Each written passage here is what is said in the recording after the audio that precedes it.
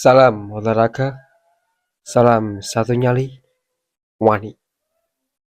Setelah resmi kabar ini disampaikan oleh PSSI dan yang bersangkutan, ramai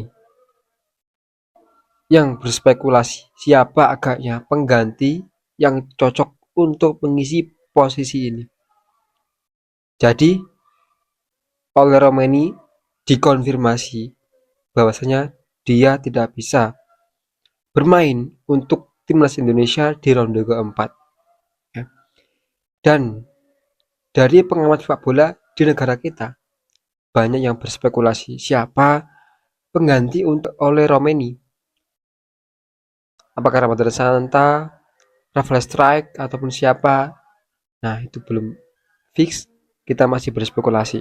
Tapi kabarnya ada naturalisasi terbaru untuk mengisi slot striker pengganti oleh Romeni. Tapi saya tidak mau berbicara dulu karena ini kabar belum resmi, ya.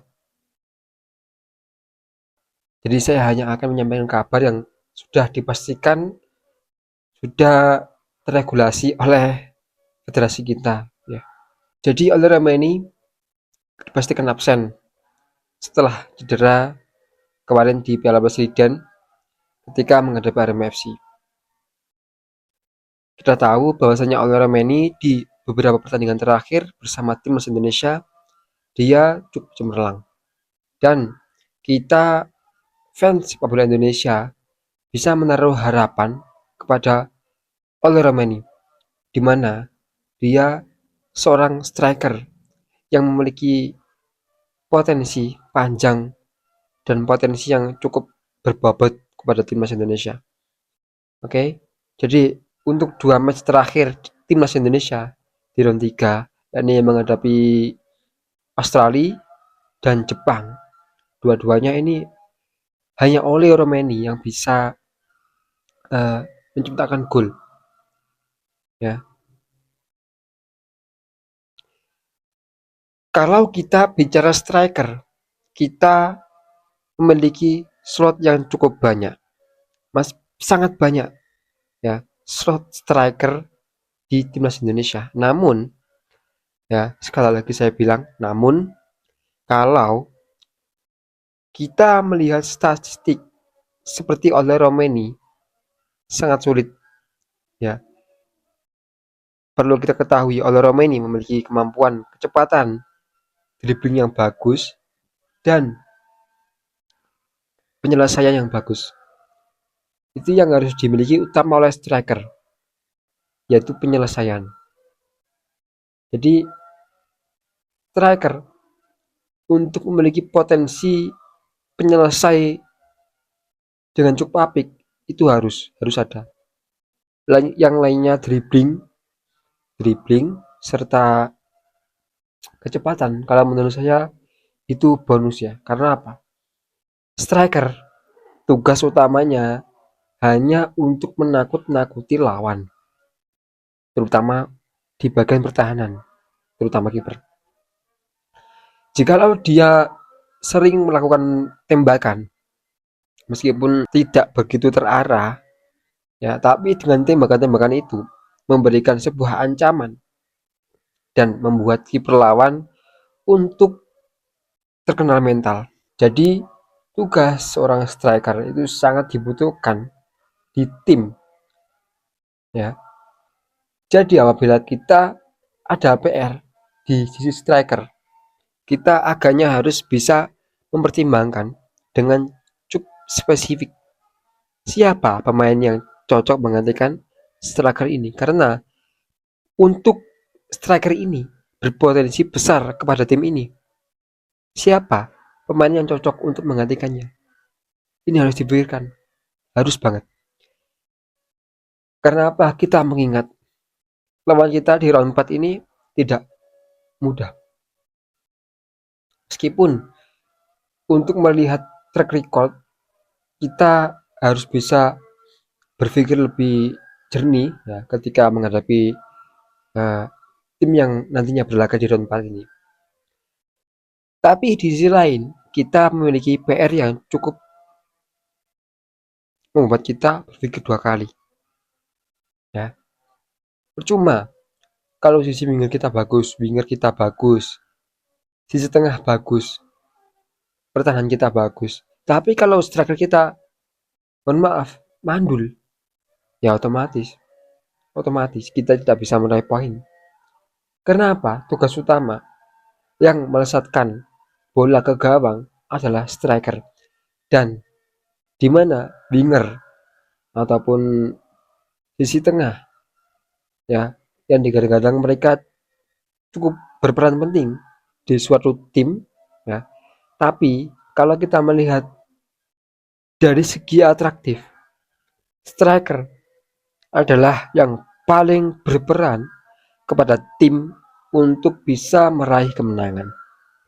Jadi, dikala kita sudah memiliki striker yang bagus, namun striker ini tidak bisa untuk mengikuti match tersebut, pelatih harus bisa memikirkan siapa agaknya pemain yang berpotensi sama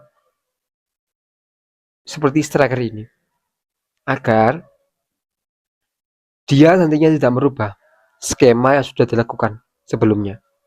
Karena kalau kita melihat track record ketika kita berlaga bersama Loromeni, kalau menurut saya ini cukup apik ya serangannya, cukup terarah lah ya untuk serangannya. Yang untuk motor serangannya saya sudah fix Tom Haye, bagus sekali.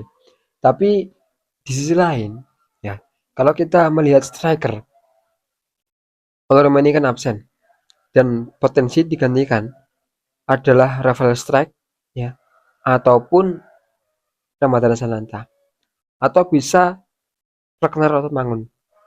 Tapi ya perlu kita pahami, Ragnar Rotemangun berposisi sebagai winger kiri di timnas Indonesia. Jadi kalau dia diposisikan striker, memang bisa dia dipakai di striker ya.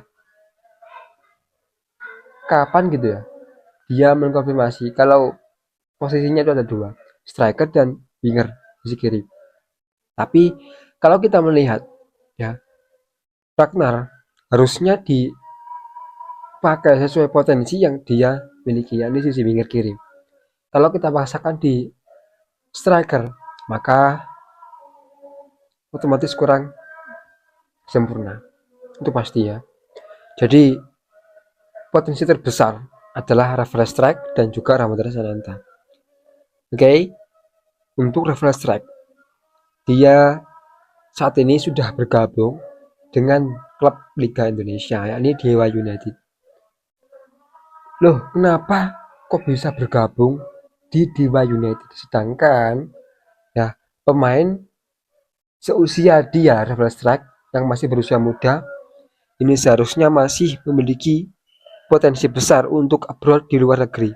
Tapi kenapa kok bisa sampai ke Liga Indonesia? Nah, itu ya. Kalau menurut saya pribadi ya, mungkin kekurangan jam terbang Rafael Strike membuat dia canggung untuk melanjutkan karirnya di luar negeri. Makanya dia memilih untuk singgah ke Liga Indonesia untuk memanfaatkan ya menit bermain. Karena pastinya kalau dia bermain di Liga Indonesia pasti akan diberikan menit bermain. Entah itu sebagai starter ataupun mengganti, itu pasti. Dan yang kedua, Ramadhan Sananta. Oke, untuk Ramadhan Sananta, saya tidak mendengar kabar dia di akhir-akhir ini. Ya, saya dengar dia ketika abroad di Liga Thailand. Tapi setelah itu, saya tidak mendengar kabar apapun. Tapi ya semoga, kita doakan aja semoga siapa nanti yang agaknya akan menggantikan oleh Romeni di sisi striker. Semoga bisa memberikan impact yang cukup berkesan ya kepada timnas Indonesia, sehingga nantinya timnas Indonesia bisa melangkah lebih jauh. Sekian aja video saya kali ini. Jika ada salah kata, saya pribadi mohon maaf yang sebesar-besarnya. Dan jika kalian punya pertanyaan, kalian bisa cantumkan di kolom komentar. Dan tunggu video saya selanjutnya untuk menjawab pertanyaan kalian. See you next time and